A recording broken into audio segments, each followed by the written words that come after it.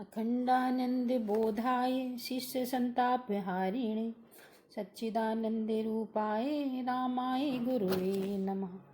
ओम द्यो शांति अंतरिक्ष शांति पृथ्वी शांति आपः शांति औषधयः शांति वनस्पतयः शांति विश्वे देवाः शांति ब्रह्म शांति सर्वं शांति शांतिरेव शांति सामा शांतिरेधि। ओम शांति शांति शांति।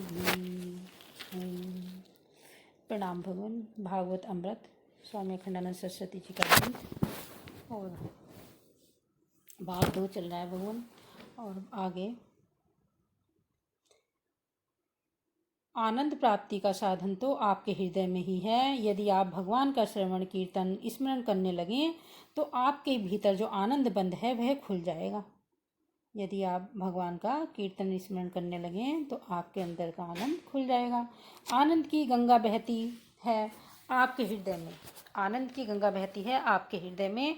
आनंद का समुद्र उमड़ता है आपके हृदय में और आनंद के झरने बहते हैं आपके हृदय में। आपको इसका अनुभव इसलिए नहीं होता कि उसका द्वार अवरुद्ध हो गया है।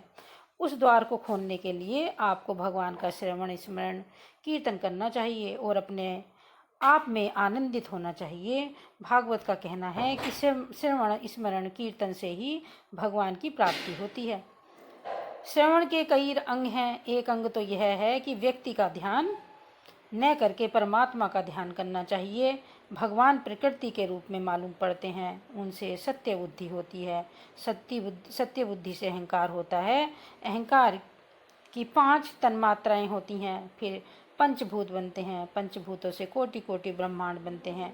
कोटि कोटि व्यक्ति बनते हैं। पशु पक्षी मनुष्य देवता ब्रह्मा विष्णु महेश जितने भी व्यक्ति हैं सबके सब परमात्मा के स्वरूप में धरती के कणों की तरह मालूम पड़ते हैं। इनमें न कोई राग करने योग्य है और न द्वेष करने योग्य है। यहाँ जो कुछ भी है सब भगवान का स्वरूप है।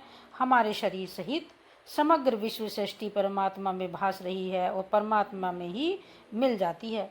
ऐसा चिंतन होने पर शत्रु मित्र का ध्यान छूट जाता है। अपने पराये का ध्यान छूट जाता है और तात्विक रूप से सब प्रभु का स्वरूप प्रतीत होता है। जैसे स्वप्न की सारी सृष्टि अपने आप से ही अपने आप में ही मालूम पड़ती है और मिटती है, वैसे ही परमात्मा में आत्मा में यह संपूर्ण सृष्टि उत्पन्न होती है। इसमें न कोई अपना है न पराया है और न हेय है न उपादेय है।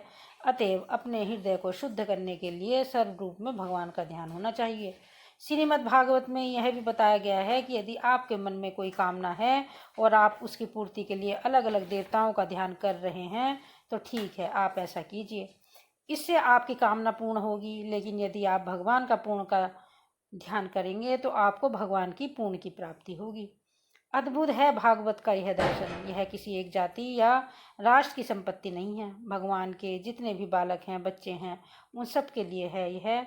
इसलिए आप देखेंगे कि भागवत में वृक्ष भी भक्त है, पक्षी भी भक्त है, लताएं भी भक्त हैं, सरोवर भी भक्त है, सबके सब भक्त हैं। यहाँ पृथ्वी को रोमांच होता है, जल में कमल खिलते हैं और नदियों का प्रवाह रुक जाता है। भगवान की भक्ति में यहाँ की सारी सृष्टि ओतप्रोत है। इसमें बुरा देखने योग्य कुछ भी नहीं है। बुरा देखने से बुरी वस्तु अपने हृदय में आ जाती है और उससे अपना हृदय गंदा हो जाता है।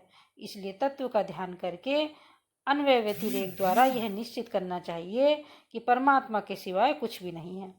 जन्म भी वही, मरण भी वही, रोग भी वही, आरोग्य भी वही, वियोग भी वही, संयोग भी वही। उसके अतिरिक्त दूसरी कोई वस्तु ही नहीं है।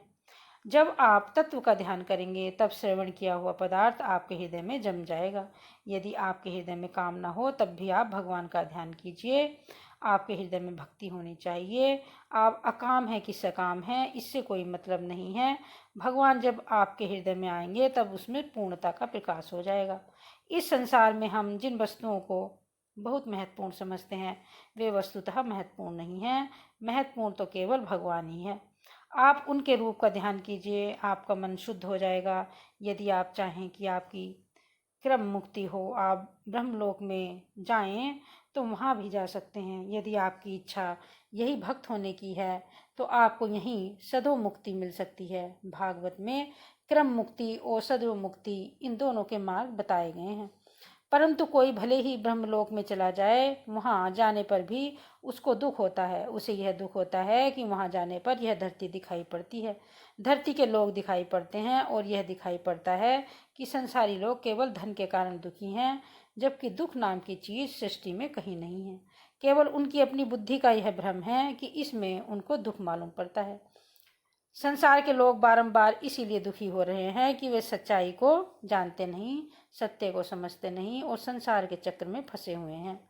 दिन भर में सैकड़ों हजारों बार भय शोक से ग्रस्त होना मनुष्य की विद्या बुद्धि की पहचान नहीं है, मूर्खता की ही पहचान है, क्योंकि शोक भय तो इस संसार में आते जाते रहते हैं।